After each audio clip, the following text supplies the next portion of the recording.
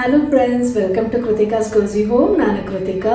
ಇವತ್ತು ವಾಸ್ತು ಸೀರೀಸಲ್ಲಿ ನಾನು ಲಾಫಿಂಗ್ ಬುದ್ಧ ಬಗ್ಗೆ ಹೇಳ್ತಾ ಇದ್ದೀನಿ. Yes, you heard it right. Laughing Buddha, everyone's favourite laughing Buddha. Kannada ಅಭಿಮಾನಿಗಳು ಇದನ್ನು ಕುಬೇರ ಅಂತ ಹೇಳ್ತಾರೆ. ಇಲ್ಲಿ ಬಂದು ಯಾರೋ ಒಬ್ರು ಹೇಳಿದ್ರಂತೆ, ಈ ಲಾಫಿಂಗ್ ಬುದ್ಧನ ಗಿಫ್ಟೇ ಮಾಡಬೇಕು, ಗಿಫ್ಟಿಂದನೇ ತೊಗೊಂಡು ಮನೇಲಿ ಇಡಬೇಕು, ಗಿಫ್ಟ್ ಎಲ್ಲ ಕೊಟ್ಟರೆ ಮಾತ್ರ ಮನೇಲಿ ಇಡಬೇಕು, ಇಲ್ದಿದ್ರೆ ನೀವೇ ತೊಗೊಬಾರ್ದು ಅಂತ.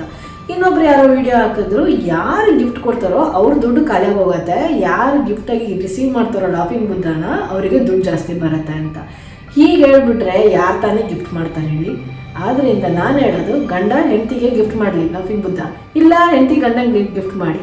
ಸಿಂಪಲ್, ಮನೇಲಿ ಒಂದು ಲಾಫಿಂಗ್ ಬುದ್ಧ ಬಂದರೆ ಸಾಕು ಅಲ್ವಾ? ಅಷ್ಟೇ, ಪ್ರಾಬ್ಲಮ್ ಸಾಲ್ವ್. ಇನ್ನೊಂದೇನು ಅಂದರೆ, ಲಾಫಿಂಗ್ ಬುದ್ಧ ಇಲ್ಲ ಕುಬೇರ ಮೂಲೆ ಅಂದ ತಕ್ಷಣ ಕನ್ಫ್ಯೂಷನ್. ಯಾವ ಡೈರೆಕ್ಷನು? ಸೌತ್ ಈಸ್ಟಾ ಇಲ್ಲ ನಾರ್ತ್ ವೆಸ್ಟಾ ಇಲ್ಲ ಸೌತ್ ವೆಸ್ಟಾ ಅಂತ ತುಂಬ ಜನ ಕನ್ಫ್ಯೂಷನ್. ಸೊ ಇದರಲ್ಲಿ ಇನ್ನೇನು ಅಂದರೆ, ಮನೆ ಕಟ್ಸೋದೇ ಕಷ್ಟ, ಅದರಲ್ಲಿ ಇಂಟೀರಿಯರ್ಸು, ಅದರಲ್ಲಿ ಏನು ಹೇಳ್ತಾರೆ ಅಂದರೆ, ನೀವು ಸೌತ್ ವೆಸ್ಟ್ ಕುಬೇರ ಮೂಲೆ ಅಂತಾರೆ. ಸೌತ್ ವೆಸ್ಟಲ್ಲಿ ದುಡ್ಡು ಇಡಿ, ಆದರೆ ಅದು ಡೋರ್ ಮಾತ್ರ ನಾರ್ತಲ್ಲಿ ಓಪನ್ ಆಗಲಿ, ಯಾಕಂದರೆ ಕುಬೇರ ನಾರ್ತಿಂದ ಎಂಟ್ರಿ ಆಗ್ತಾನೆ ಅಂತ. ಇಷ್ಟೆಲ್ಲ ಮಾಡೋಷ್ಟೊತ್ತಿಗೆ ಲೋನ್ ಎಲ್ಲ ಮಾಡ್ಕೊಂಡು ಇನ್ನೆಲ್ಲಿ ದುಡ್ಡು ಇರುತ್ತೆ ಹೇಳಿ? ಎಲ್ಲ ಖಾಲಿ, ಇನ್ನೇನು ಟೆನ್ಷನ್ನೇ ಬಾಕಿ ಅಷ್ಟೇ.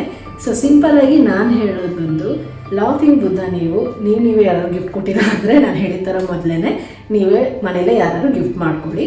ಮನೆಗೆ ತಂದಾದಮೇಲೆ ಇದನ್ನು ಮೇನ್ ಎಂಟ್ರೆನ್ಸ್ ಡೋರ್ ಅಪೋಸಿಟ್ಟು ಇಡಿ. ಇದನ್ನು ಯಾಕೆ ಅಂದರೆ ನೆಗೆಟಿವಿಟಿನ ಬ್ಲಾಕ್ ಮಾಡುತ್ತೆ. ಹಾಗೆ ಎಲ್ಲರೂ ಕೂಡ ನೆಗೆಟಿವಿಟಿ ಬ್ಲಾಕ್ ಮಾಡಿದಾಗ ಮನೇಲಿ ಪಾಸಿಟಿವಿಟಿ ಇದ್ದಾಗ ಎಲ್ಲರೂ ಸಂತೋಷವಾಗಿರ್ತೀವಿ, ಎಲ್ಲರೂ ನಗ್ತಾ ಇರ್ತೀವಿ. ನಗ್ತಾ ಇದ್ದರೆ ಆರೋಗ್ಯ ಇಂಪ್ರೂವ್ ಆಗುತ್ತೆ, ಆರೋಗ್ಯ ಇಂಪ್ರೂವ್ ಆದರೆ ಹಾಗೇ ನಾವು ದುಡಿತೀವಿ, ಚೆನ್ನಾಗೂ ದುಡ್ಡು ಬರುತ್ತೆ. ಸೊ ಹೀಗೆ ನಾನು ಇನ್ನೊಂದಷ್ಟು ಸಿಂಪಲ್ ಟಿಪ್ಸಲ್ಲಿ ವಾಸ್ತು ಟಿಪ್ಸ್ ಹೇಳ್ತಾ ಇರ್ತೀನಿ. Thank you for watching.